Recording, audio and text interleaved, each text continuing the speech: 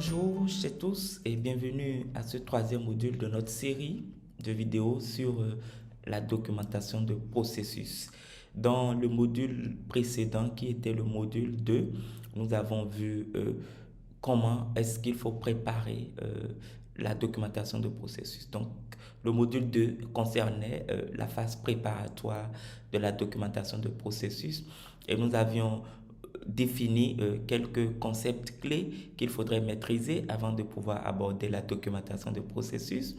Nous avons aussi vu les ressources dont une équipe pourrait avoir besoin avant de pouvoir mener à bien la documentation de processus. Et parlant de ressources, nous avions spécifiquement parlé des personnes qui doivent être impliquées dans la documentation de processus ainsi que de leurs différents rôles. Alors, dans ce module qui est le troisième module, nous parlerons spécifiquement de l'enregistrement des données. Alors, à la fin de ce module, nous espérons que chacun de vous soit capable d'identifier les sources d'informations pertinentes, d'enregistrer correctement les événements clés et les parties prenantes impliquées dans le processus de suivi dans votre propre contexte. Alors, quels sont les principes qui régissent l'enregistrement des données dans la documentation de processus?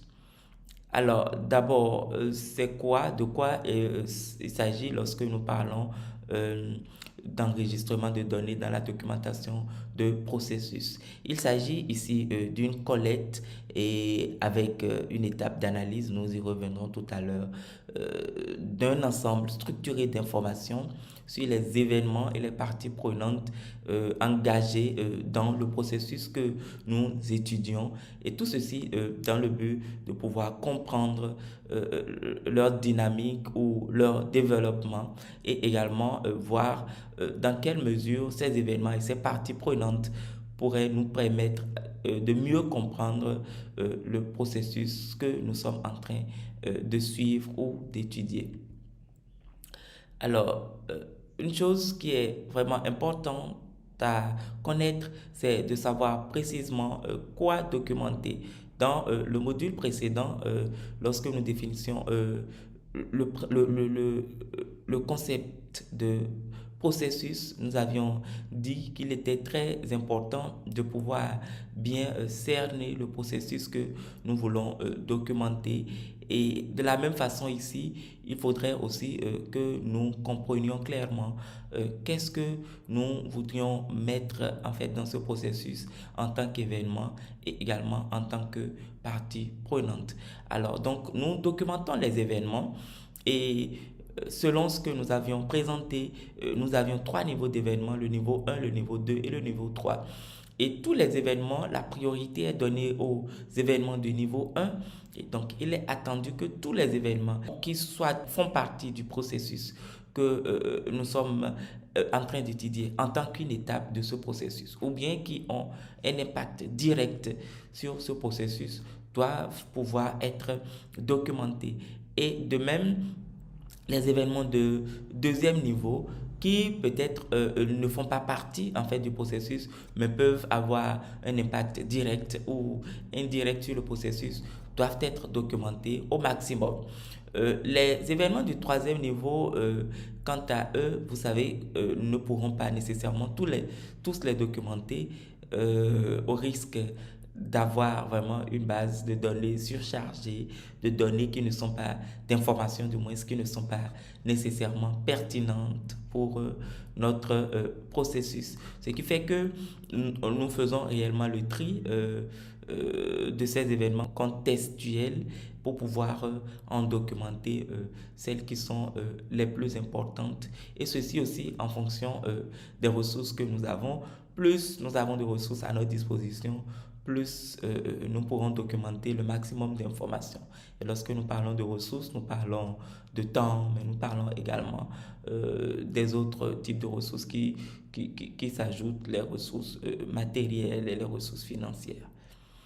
À part les événements, nous documentons aussi les parties prenantes et telles que nous l'avions dit, ces parties prenantes peuvent être des individus pris isolément, mais aussi des organisations. Et toutes les parties prenantes que nous documentons doivent pouvoir vraiment avoir un rôle ou bien un impact ou une influence directe ou indirecte ou active ou passive sur le processus que nous sommes en train de documenter. Alors, comment est-ce que les données sont collectées?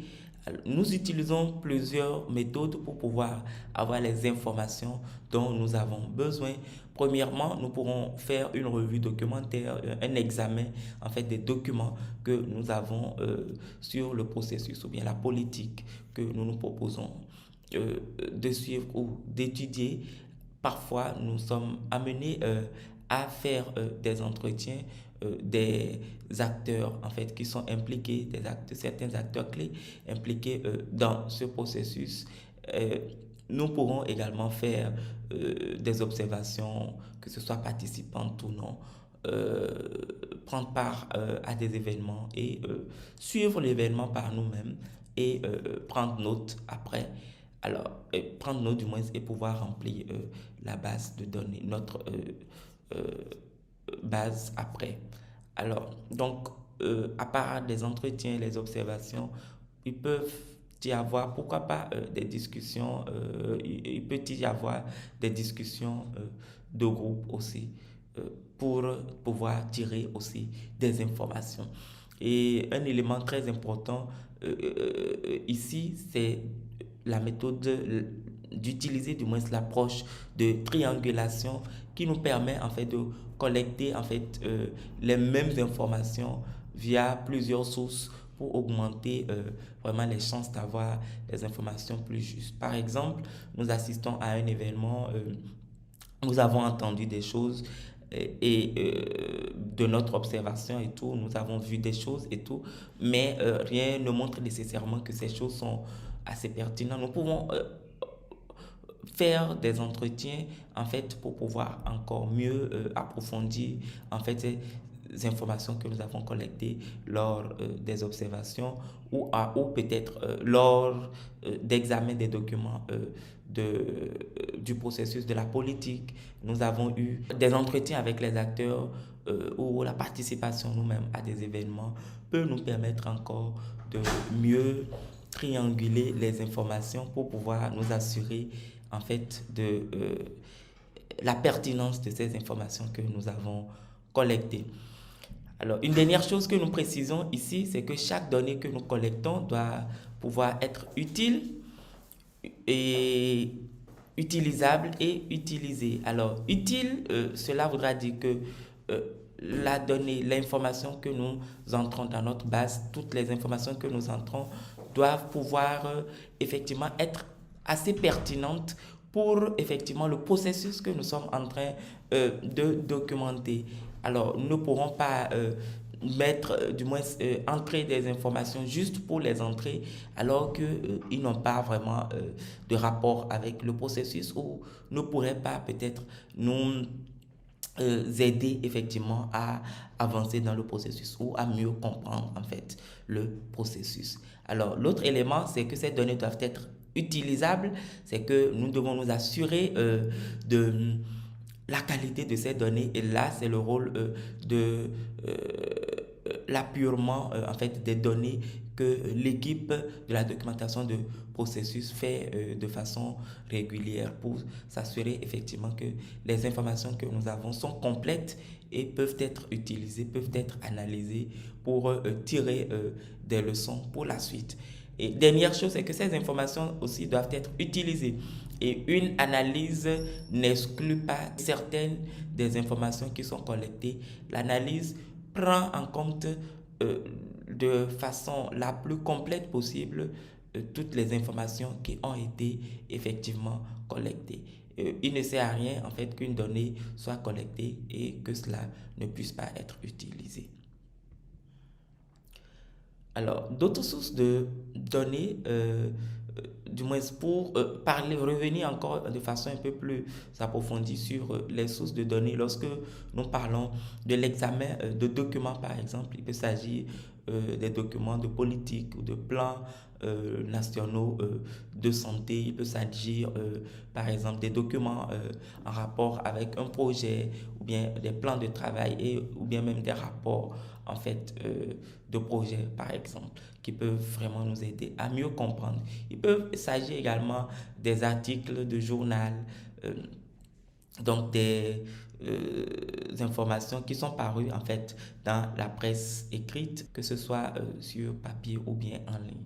Alors, nous avons aussi d'autres éléments que nous pouvons utiliser, des biographies en fait de certains acteurs, ou bien d'autres formes de publications, les rapports, ou bien les règlements intérieurs des organisations, des livres d'histoire et tout. Bref, tout ce que nous pouvons avoir et qui peut nous renseigner en fait sur l'évolution, sur le déroulement du processus que nous sommes en train d'étudier peut effectivement nous aider à vraiment avoir les informations que nous désirons. Les entretiens et les discussions en groupe peuvent être menés avec des informateurs clés, c'est-à-dire des acteurs qui peuvent nous fournir des informations pertinentes et effectivement plus ou moins avérées. Et il est recommandé d'enregistrer sur un support en fait les entretiens que nous faisons avec ces acteurs-là, euh, du moins si les acteurs nous en donnent la permission et la possibilité. Concernant observations participantes ou non, et elles ciblent du moins des réunions, des ateliers ou des conférences, des séminaires ou des formations qui rentrent dans le cours normal du processus étudié ou peut-être non, d'autres réunions ou bien d'autres activités connexes au processus étudié. Alors, il est vraiment important de pouvoir participer à ces différents événements afin de pouvoir recueillir directement les informations dont nous avons besoin. D'autres sources qu'il ne faut peut-être pas négliger, ce sont les médias en ligne euh, où nous avons actuellement beaucoup d'informations. euh, Beaucoup de médias de nos jours sont en ligne, que ce soit médias écrits ou audiovisuels, et nous pourrons avoir beaucoup d'informations de ces médias-là. Euh, mais nous avons aussi les médias conventionnels, les radios, les télévisions, donc des émissions qui sont faites sur ces médias, des émissions de décryptage de la situation politique ou bien d'une politique de santé de façon précise, des décryptages qui portent sur l'économie du pays ou bien sur les conditions sociales en fait du pays. L'analyse de ces informations pourra nous aider effectivement pour pouvoir faire avancer le processus que nous sommes en train d'étudier ou de documenter. Alors, revenons maintenant à comment est-ce que les données sont enregistrées. Nous avons, dans le cas précis de notre projet, nous avons deux outils que nous utilisons, qui sont des outils élaborés en ligne. Le premier nous permet de pouvoir documenter les événements et le second nous permet de documenter en fait les parties prenantes. Et l'outil pour les événements permet d'enregistrer chaque événement lié au processus, que ce soit un événement de niveau 1, 2 ou 3, et tout en utilisant une structure systématique et cohérente pour capter les dimensions les plus importantes de l'événement que nous documentons. Concernant les parties prenantes, nous avons aussi une partie qui est aussi documentée lorsque nous parlons des événements. Nous y revenons tout à l'heure ou dans du moins la documentation de l'événement, nous décrivons brièvement les parties prenantes qui euh, sont intervenues dans cet événement d'une manière ou d'une autre. Mais nous avons également un autre outil carrément à part qui nous permet d'enregistrer chaque partie prenante qui est impliqué au processus ou bien qui a une influence ou bien qui peut être influencé par le processus d'une manière ou d'une autre, toujours en utilisant une structure systématique et cohérente. Avant de voir de façon pratique comment est-ce que cet enregistrement se passe, nous voudrons préciser que déjà à la phase de la collecte des données, nous avons une étape importante de l'analyse que nous appelons l'analyse immédiate et c'est le premier niveau de l'analyse qui est plutôt centré sur l'élément documenté, c'est-à-dire que ce type d'analyse cherche à comprendre ce que cet événement pris isolément ou bien cette partie prenante prise isolément que nous avons enregistrée représente pour l'ensemble du processus. Qu'est-ce que cet événement ou cette partie prenante peut signifier pour tout le processus pris dans son ensemble. Et ceci permet une bonne flexibilité au niveau individuel et une réponse rapide en cas de besoin. Nous reviendrons un peu plus en détail sur la notion de réflexivité tout à l'heure, du moins dans le prochain module. Et il faut dire que cette analyse immédiate prépare également pour les autres niveaux plus approfondis de l'analyse, à savoir surtout l'analyse périodique qui se fait sur un ensemble d'enregistrements. Et nous reviendrons également sur cela lorsque nous serons sur le module 4. Alors, en pratique, comment est-ce que l'analyse, du moins l'enregistrement des données se passe? Comme nous l'avons dit, nous utilisons des formulaires en ligne pour pouvoir remplir. Je vous montre ici. Alors, comment est-ce que cela se passe? Alors, pour mieux comprendre comment se passe l'enregistrement des événements et des parties prenantes, nous allons utiliser les formulaires que nous avons eu l'habitude d'utiliser pour faire l'enregistrement de ces divers éléments, c'est-à-dire des informations sur les événements et sur les parties prenantes. Commençons d'abord par le formulaire que nous utilisons pour l'enregistrement des événements. Donc ici, voilà à peu près à quoi cela ressemblait, du moins dans le cadre de notre projet. Dans le cadre du projet ACS, le projet faisait des enregistrements en fait sur plusieurs pays, ce qui fait que nous avons toute la liste, ces listes de ces pays ici. Alors, mais dans votre cas, il se peut que ce soit juste dans un pays, donc en établissant un formulaire par vous-même, par exemple, vous n'aurez pas nécessairement besoin de mettre plusieurs pays de cette manière-là. Alors, donc, je coche par exemple le Bénin et je peux continuer. Donc, ça va me donner accès à la page suivante. Et là, je vois un peu les questions qui enregistrent l'événement. Dans ce cas, j'écris mon nom. Quel est le nom court de l'événement? Je le mentionne aussi. Alors, ici, nous avons mis date de début de l'événement. Donc, vous écrivez la date à laquelle l'événement a commencé et après cela nous avons date de la fin. Alors vous allez voir que ici la date de la fin n'est pas toujours disponible. Peut-être c'est un événement ponctuel, c'est une réunion qui a eu lieu en un seul jour, donc ou bien c'est un processus continu qui a commencé mais qui n'a pas encore eu de fin dans le temps. Donc vous n'êtes pas obligé de mettre la date de fin, par exemple. Alors ici, étant donné que nous suivions plusieurs processus et selon les pays et selon les contextes, vous pourrez voir ici tous les processus que nous suivions. Donc ici, il s'agissait de voir quel est le processus auquel l'événement que nous enregistrons est lié et on enregistre ici. Et une fois encore, dans votre cas, si vous partez déjà pour suivre un seul processus, ce n'est pas vraiment évident que vous ayez besoin de tous ces renseignements, de cette question par exemple. Et la question suivante est aussi liée au premier. Bon, il s'agit de renseigner les autres processus auxquels l'événement que nous enregistrons est lié. Alors, à part sur ces questions, nous avons cette question-ci, la question qui suit sur le niveau de l'événement. Quel est le niveau de cet événement que nous enregistrons par rapport au processus principal que nous documentons? Alors, donc, nous avions déjà eu à expliquer ce que c'est que les événements de niveau 1, 2 et 3.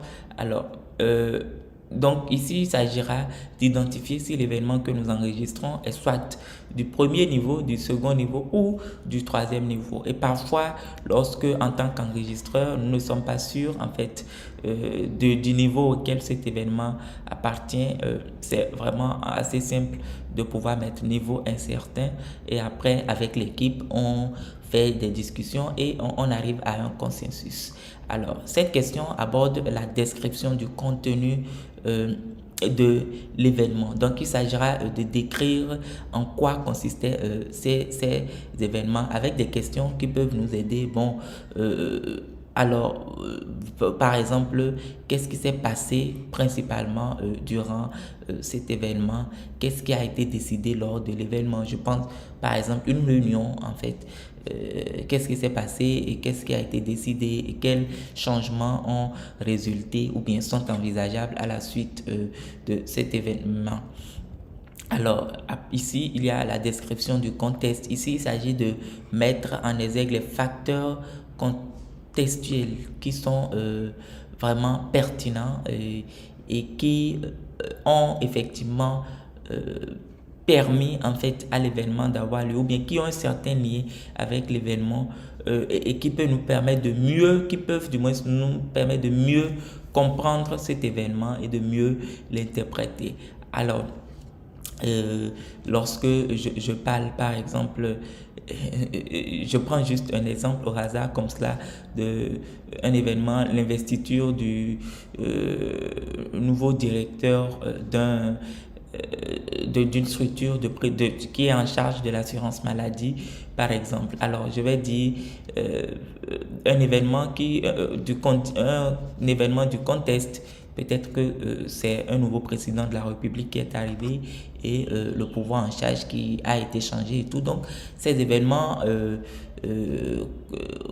l'élection présidentielle ou bien un remaniement ministériel, ces événements sont peut-être des événements contextuels en fait qui auraient pu peut-être amener à cet événement-là qui permettrait en fait de mieux comprendre cet événement-là. Donc ici, il s'agit de mettre en exergue tous ces facteurs-là, que ce soit historique, que ce soit géographique, politique ou économique ou même religieux, qui ont pu vraiment amener à cet événement ou bien qui peuvent permettre du moins de mieux comprendre cet événement. Alors, la question qui suit, c'est la question concernant les différentes étapes du processus ayant abouti à cet événement. Il s'agira ici de renseigner, en fait, quel est le processus qui a amené à cet événement. Alors, quelle décision ou bien quelle étape, du moins le processus a pris de l'organisation jusqu'à ce que cela puisse être organisé. Je prends un exemple, je prends la participation du secteur privé par exemple dans le cadre consultatif en fait autour d'une assurance maladie. Je prends cela comme un événement par exemple. Alors, qu'est-ce qui est arrivé pour qu'on en arrive là? Donc, je peux dire par exemple, voilà, il y a la structure en charge de l'assurance maladie qui a pris contact avec cette plateforme par exemple du secteur privé ou bien c'est peut-être la plateforme qui s'est rapprochée et qui a entre-temps montrer en fait son importance dans le processus de l'assurance maladie d'une certaine manière et voilà après cela ils ont été invités et voilà ils sont venus. Donc ainsi ça nous permet de comprendre les différentes étapes qui ont permis à ce que l'événement que nous sommes en train d'enregistrer se passe effectivement. Alors après cette question nous avons une question qui a un peu rapport avec les parties prenantes qui rentrent un peu d'une certaine façon, déjà de façon basique dans l'analyse des parties prenantes. Alors, donc ici, il s'agira de décrire le rôle que divers acteurs ont dû jouer en fait dans le cadre de cet événement. Quels sont les parties prenantes, c'est-à-dire les personnes ou bien les organisations qui sont intervenues en fait pendant cet événement, ou bien en amont ou même pendant cet événement, et quel a été le rôle de chacun d'eux en fait pendant cet événement, pendant le processus de cet événement.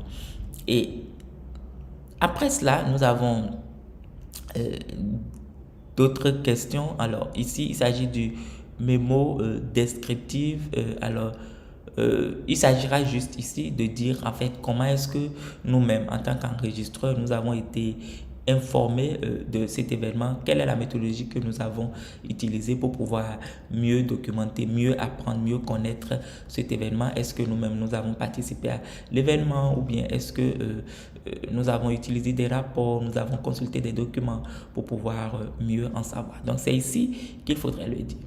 Alors, nous avions dit que pendant l'enregistrement des événements ou des parties prenantes, nous faisons déjà un premier niveau d'analyse que nous appelons l'analyse immédiate. Et voilà nous abordons maintenant les deux questions principales qui nous permettent de moins d'aborder l'analyse immédiate ici.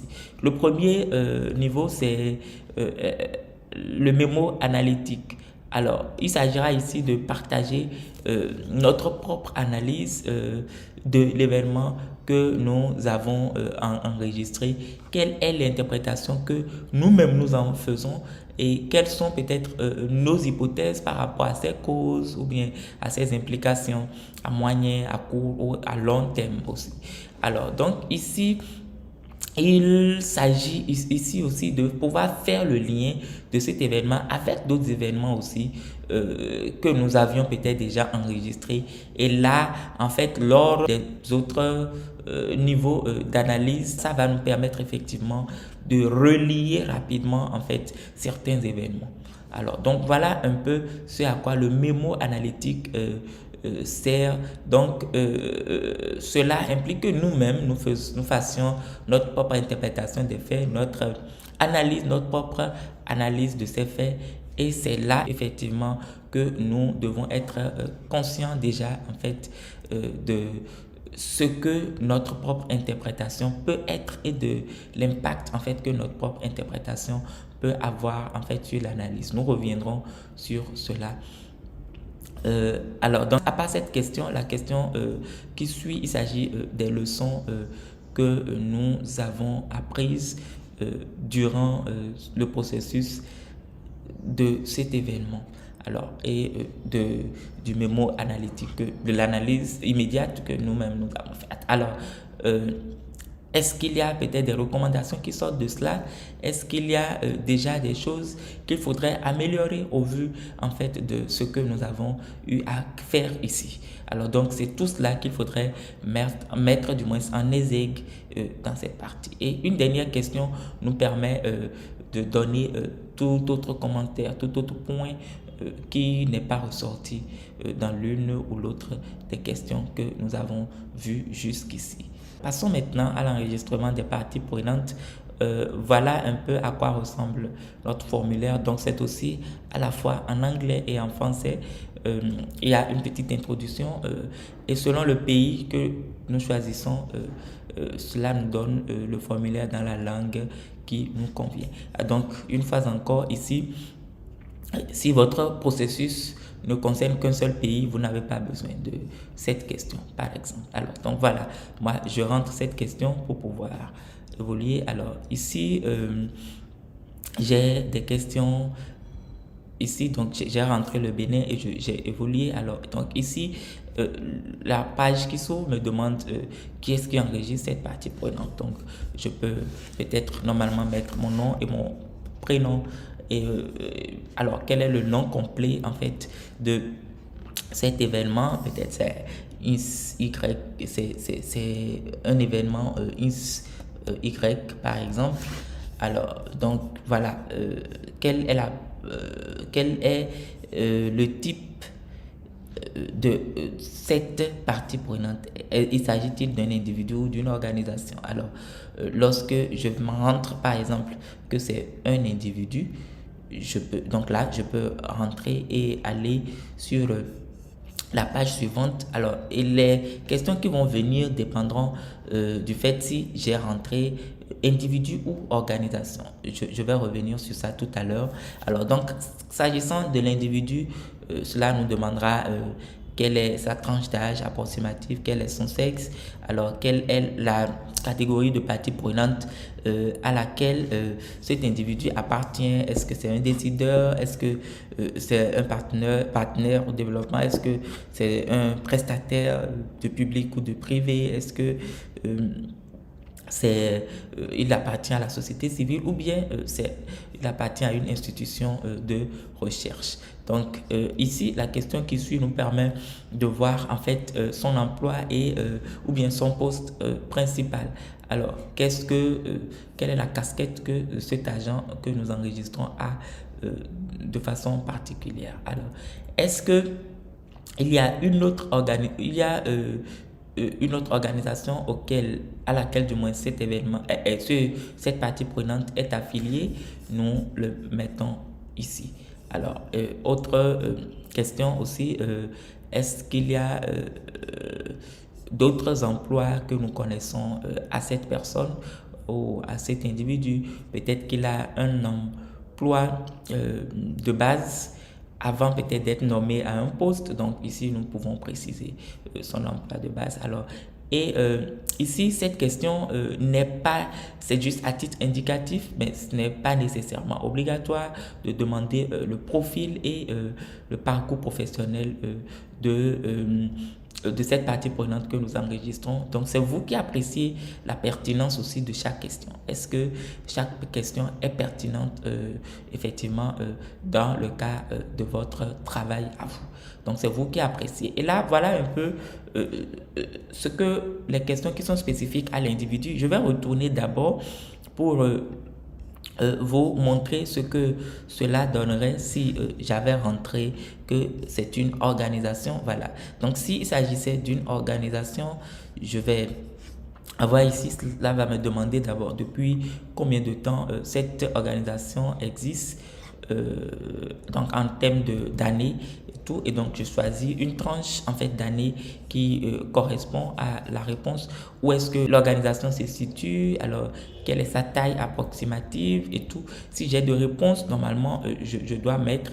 Alors, et également, est-ce que cette organisation est liée peut-être à une entité régionale ou internationale? Je prends peut-être une organisation, une organisation de la société civile qui a un bureau au Bénin, mais également a un bureau international. Donc, c'est ici, en fait, qu'il me faudra mentionner cette organisation-là. Maintenant, ici, quelles sont les principales activités de cette organisation? C'est également ici que je les mentionne. Bon, ABC, bon, donc j'écris fait tout ce que cette organisation fait en termes d'activité.